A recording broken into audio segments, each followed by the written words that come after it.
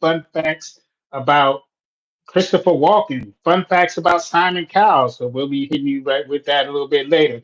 We also have fun facts about iconic roles that were never to be, Texas incentives, celebrities who changed their names, and the Kennedy Center to their staff is to unionize. So give you some facts about what's going on. I am your host, Marlon Hargrave. That over there is Shanette Wilson. We are actors and doers VODcast coming at y'all live. And let's just jump right on into this thing that we call fun facts. All right. So, iconic roles. Check this out. Did you know that many iconic roles were nearly played by different actors for various reasons? For instance, Madonna was considered for Catwoman in Batman Returns. Now you remember that was Michelle Pfeiffer. Yeah, Oh, yeah, Madonna. Oh, yeah, that would have been wild. Will Smith was supposed to play Neo in the Matrix. I think that a couple of people did know that, but just imagine how different the movie would be. It's so mind blowing. Even Madonna as Catwoman is mind blowing, but Will Smith is Neo. That's all right. Also, Emily Blunt was initially cast as Black Widow before scheduling conflicts led to her departure. And as we know, that was Scarlett Johansson. So, how different could these roles be with Emily Blunt? So, you guys let us know down in the comments. Um, Out of all of the people, who do you think was better? Who do you think would have been better? Do you think that Madonna would have been better than Michelle Pfeiffer for Catwoman in Batman Returns? Do you think that Will Smith would have been better for Neo in the Matrix and all of the Matrixes, I guess, at this point, over right. Keanu Reeves and Emily Blunt over Scarlett Johansson for the role of Black Widow? Let us know what you think. And not to get all up into it, but what do you think? Like how different do you think these movies would have been? Well, starting off with the Matrix, that would have been completely different, I think. Like huge differences. And I'm actually glad, love Will Smith, but I'm glad he didn't do it because I think Keanu Reeves, that was just made for him. I Yes, think it was like the perfect role. So I think that was great. Now, I don't know. As far as like Madonna and Michelle Pfeiffer is a phenomenal actress. yes, Madonna, she's pretty good too, and they both have that, sex appeal. But I'm also glad Madonna didn't get it because Michelle Pfeiffer is, she's just a trained actor. So it's definitely, I think it worked out the way it was supposed to. But yes, it did. what was the other one? The last one, the uh Scarlett Oh, Johansson. Scarlett Johansson and Emily Blunt. Emily Blunt was the one who was originally to be Black Widow. Now So that one, what do I you feel like guys? it was a toss up. I feel like that was a toss up. I don't know. I think it would have been great either way with the two of them. But I don't know. What do you Well, think? I mean, Scarlett's a different kind of beast, and it's wild because it's not staged. If it was a stage play, you could kind of see the difference in it, but since it's not, you only have the movie as the reference. So, um, I kind of like everything the way that it was, the way that it was laid out. I think that at the end of the day, that it went to who it was supposed to go to, and the movie Hmm. did what it was supposed to do under the people. So, um, I mean, Michelle was a different kind of sexy. Like Madonna was outwardly sexy, but I don't think the people really knew that Michelle was that sexy until Catwoman. So, because she was always known as being pretty, but sexy, Absolutely. yeah. I mean, she was really sexy in that movie, boy, no doubt about that. And Emily Blunt and Scarlett Johansson, mm, um, I think Scarlett looks the role more than Emily, just in my True. opinion. Um, True. but I mean, she's the one that's etched in. Yeah. Don't even. Yeah, Yeah. uh, Like you were saying. yeah, yeah. I saw that. Like, oh, okay. Yeah. Um, yeah, she. So I don't know. That's a toss up between those two right there. So Yeah, we'll leave Mhm. that at that. We can move right along, right along, right along. Yes, absolutely, absolutely. So, listen, the big state of Texas. I'm glad you got that shirt on today. Texas have tries trying to be competitive in this film and TV market for a very long time. Now, I'm really not sure what the big problem is because, in my opinion, Texas should be a powerhouse. It should be New York, California, and Texas, in my opinion, because of Texas has so many resources. They have so much land, and the between all the different cities and counties and whatever, just the way it's set up, you can shoot anything over there. So it has the infrastructure, it has everything. So I'm not sure why Texas is not a big hub for film and television yet. But what they're doing is they're trying to draw more productions there because Texas said that they want to make sure that they are the ones telling their stories. So Texas has, I know last year they got approved for a filming grant of like up to 200 million, and now this year the Senate proposed a $500 million program, which automatically renews every 2 years for 10 years total.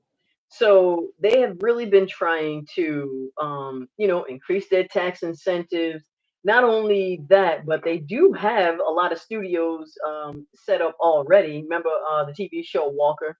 So it was a spinoff from Walker, Texas Ranger. So they got this TV show Walker. They still have that up, and they never tore it down since the show ended. But now other people will come and rent out that studio. So that's one of the biggest studios out there because that was like one of the biggest TV shows out there. And I don't know. There's like they do shoot there, here and there, especially Austin specifically. And I know they have some things going on, especially commercials, but they have some things going on in Houston, Dallas. But I don't know. I'm just really rooting for Texas. I'm hoping that this tax incentive bill goes through. I'm also hoping that they just find some way to ramp up production because also it's cheaper to fly people to Texas than it is to fly them to Atlanta. Eh, You know, um, I don't know. I don't know what's going on with Texas, but um, yeah. You have any insight on that? I just Texas is so it doesn't necessarily have a concentration for the arts right now. I just think that Texas and Georgia, what they saw was the money that the business brings, right? But you hmm know me, if there's no training, then you don't really have the culture for it. So that's just kind of where Texas is right now. I mean, right hmm now they're a big tech hub and they're medical as well. So the concentration of performing arts isn't here. And even now, they're pushing away all the musicians. Like they're really pushing out a lot of the people that kind of made Austin Austin. You know, when it mm was like Austin is weird or whatever, and Austin is his music town. Slowly but surely, it's not a music town. It's really becoming high tech, and it's just not a priority. It's just really only in New York, maybe Jersey, maybe a little bit of Jersey now, but New York, LA, maybe a little bit of Chicago. Because they made so much money over the years. But there's if if if like films never got shot here, Texas would be like, "Mm, okay, we're good." They're just trying to make sure that Texas is on kind of their own shit right now, as far as saying, "Hey, y'all aren't going to tell our stories. We're going to tell our stories." Basically saying Hollywood and other streaming networks, we're not going to let y'all come in here and screw our stories up. And hmm just in order for me to actually get working down here, they want a Texas license. They want to know that you are, if you're not homebred, that you're home led. You yeah, know. yeah, So yeah, yeah. so we gotta. But I think that it'll open up. I think that when it gets a concentration, that they'll open up the incentives. But I don't know if it's going to be a hub, unless content creators just take over and they're not worried about training. That kind of stuff could happen, but there's no concentration of training here. Yeah, that is true. That is true. And then, in Texas, it is different because it's one of those places where, if you are heavy in film and television, you can go there. You don't have to, necessarily deal with the whole celebrity thing. You can be a normal, regular person and, just do your job. Have a good time doing that. But you don't have to worry about all the celebrity like you do in like LA and New York. So yeah, but that's what Texas is trying to do. So more power to them. I really hope that Texas does grow as more of a big hub. They have that big South by Southwest festival as well. It's not only film and television. They have a whole bunch of other stuff with it too, music and technology. But yeah, we'll see what happens. Hopefully, the tax incentive bill gets passed, and of course, Actors Endurance. We're coming to you Monday with the hot topics, Wednesday with what the hell Wednesday, and then Fridays with the fun facts. So stay tuned. Make sure you like, subscribe, hit the notification button, subscribe mainly. Hit the subscribe button, please, y'all, please. And Yes. we're gonna keep you up to date. Now, you got another story for me? You want me to hit him with a little bit of theater news? I'm gonna hit them with a little something real quick. So, celebrities, stage names, and their identities. So, check this out. Several celebrities have adopted stage names for various reasons. For example, Emma Stone was born Emily Stone, but she had to change her name due to another actress already registered with the name. Michael J. Fox had to do the same thing. There was another Michael Fox, so he had to put the J in his, but of course he was more famous. Um, Emma Stone and Emily Stone. Emma Stone. Yeah, she's a big actress, huh? All right. Mhm. Jamie Foxx was born Eric Marlon Bishop. Marlon in the house. Alright. All right. At Jamie first, Foxx he's was an Eric, born. though. He don't even look like an Eric, does he? Jamie Foxx does not No, look like an Eric. Yeah. not at all. He looks like a Michael or something. So Jamie Foxx was born Eric Marlon Bishop and chose a gender neutral stage name to increase his chances of being called up at open mics for comedy. So Mhm. there have been several celebrities that um, changed their names for whatever reasons. Like some had to change their names, but you have people like Ice Cube who, is O'Shea Jackson or 50 Cents. Those people actually their nicknames became so iconic that you may not even recognize them by their so-called government name. Yeah, I feel like that was a big trend back in the day with actors, though. They really rarely went by their like real names. I feel like at first they did, then was a whole wave of everyone just coming up with all these different pseudo names, and then now it seems like it's transitioning back into everyone's using their real name again. So I don't know what that's about, but you know, it is Other what it people is. telling you it's other people telling you how you're supposed to be sold. So we're gonna go back to pseudonames and aliases, probably Absolutely. 10 to 15 years later after this gets kind of boring. Oh, your name is Marlon. Yeah. What about Sookie Star or something like Oh yeah. Oh, now he's Sookie Star. So it's same thing. Just it's the Absolutely. revolution of a life. Yeah, Goes through this whole absolutely. revolution, then it just comes back to an original. Yeah, absolutely. Absolutely. Well, listen, y'all, moving on to a little bit of theater news. Now, we keep you up, up to date. Mostly we focus on film and television. We can throw a little theater in there as well. So, of course, everybody knows the Orange Man, your president, Mr. Trump. So, ever since he took office, he took over the Kennedy Center, and Lord have mercy. Now everyone's familiar with ever since he, been in office, everybody getting fired, right? Just like his TV show. So that's what happened with the Kennedy Center. So they said, listen, Kennedy Center, the arts institution, has been overhauled, canceling shows and letting go of nearly 40 employees. Now the remaining staff, they said, put a pause in it. The remaining staff members of Washington D.C. Arts Organization, which like not more than 40 people, have announced that they have formed a union known as the Kennedy Center United Arts Workers. Now they formed this union so that it's easier for them to keep people because he keep letting everybody go and messing things up. So Now, the move to unionize comes with the support of the International Union, the United Automobile and Aerospace and Agricultural Workers of America, and what they said was they demanded more of a transparent and consistent terms for hiring and firing, a return to ethical norms, freedom from partisan interference in programming, free speech protections, and the right to negotiate the terms of our employment. So, union organizing is an unparalleled method of gaining power in the workplace and advancing our shared goals, including the preservation of our world class artistic, programming, and industry leading workforce.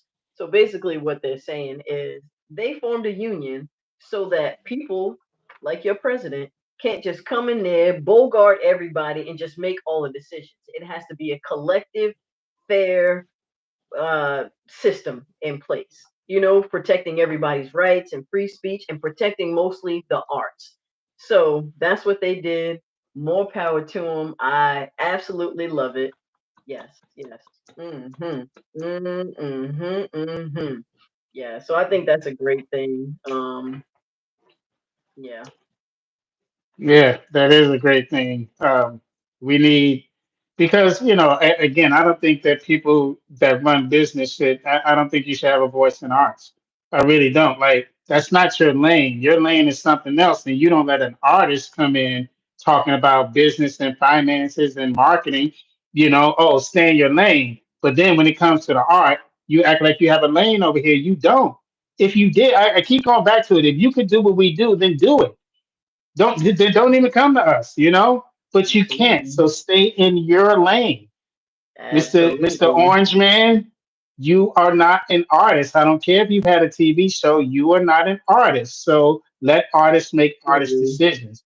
You Yep. know, and just because you're the president or whoever it is, that doesn't give you the right to come in and dismantle something that's artistic. You don't Mm-hmm. go in there and start dismantling people's businesses whenever you want.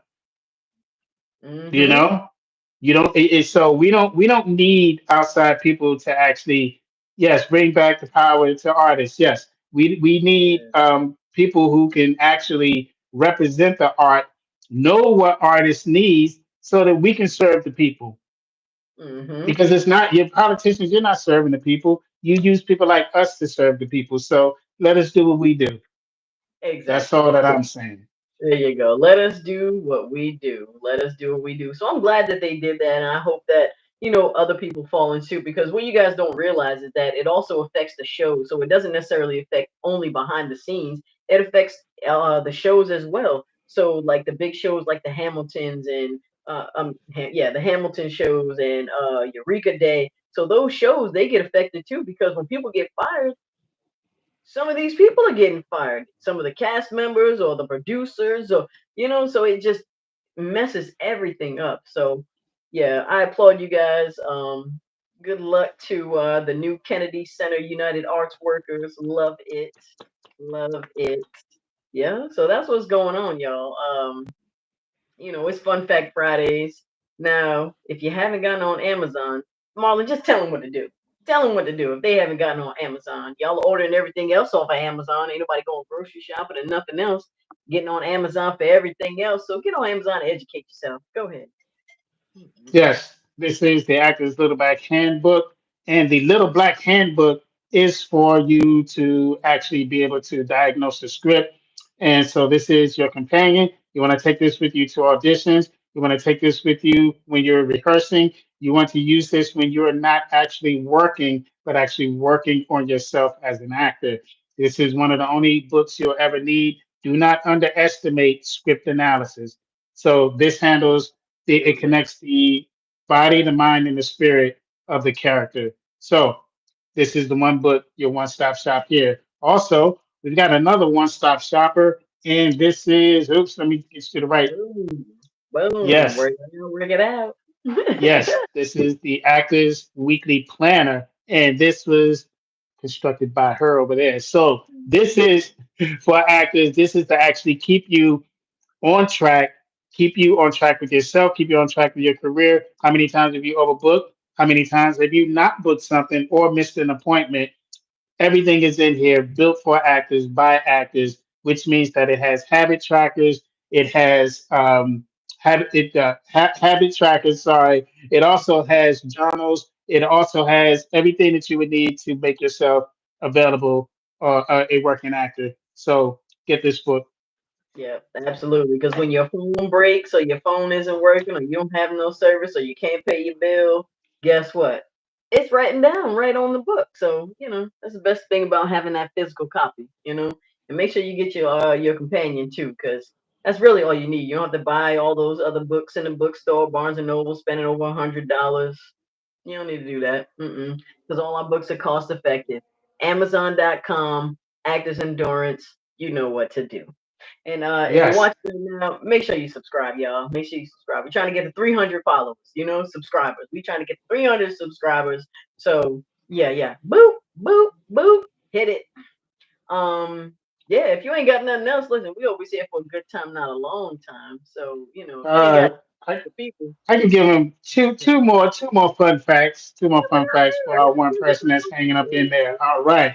So Okay. unexpected career paths and talents. Did you all know that Christopher Walken once worked as a lion tamer in a circus at the age of 16? He assisted the head lion tamer and performed tricks with a lioness named Sheba. So Wow. maybe that's where Christopher Walken got all that coolness from. Well, I mean, once you up there with lions and tigers and bears, you ain't scared of too many other things in life. Shout out to Absolutely. Christopher because that's a dope, that's some unusual dope shit right there. Yeah, Absolutely. I can hear him saying, "Hey, my life is dope because I do dope shit." Full of Kanye, right? All Message. right. Also, did you know that Simon Cowell, before becoming a musical mogul, worked as a runner on the set of The Shining, where he was responsible for polishing Jack Nicholson's iconic axe used in the movie? That book is Johnny. I That like it. scene, that axe. Yeah, I mean, that's iconic. That axe is absolutely like if it were to go up for auction, it would be like considered a Hollywood relic, if you would. It would definitely be considered something that's kind of famous. So, and that's probably what Hollywood would end up doing with the studios, just taking all of that merchandise, all of the wardrobes and sets, and just turning it into a big museum. Mm-hmm. Yep. Yep. Yep. That is Yeah. wild, though. That's why I love the Fun Facts Fridays because we're always learning something new and just things that you just wouldn't even think of. Like, what in the world? So, yeah, I love me some Fun Fact Fridays. So, thank you, Marlon. Yeah, that was All wonderful. right. Jew is welcome. Jew is welcome. Jew is welcome. All right. Exactly. Well, unless you got something else, that's gonna do it for us. We lickety split about this piece. No, that's right. Listen, like I said, we here Mondays, Wednesdays, and Fridays. So, we'll see y'all on Monday, y'all. Subscribe. Peace out. Peace.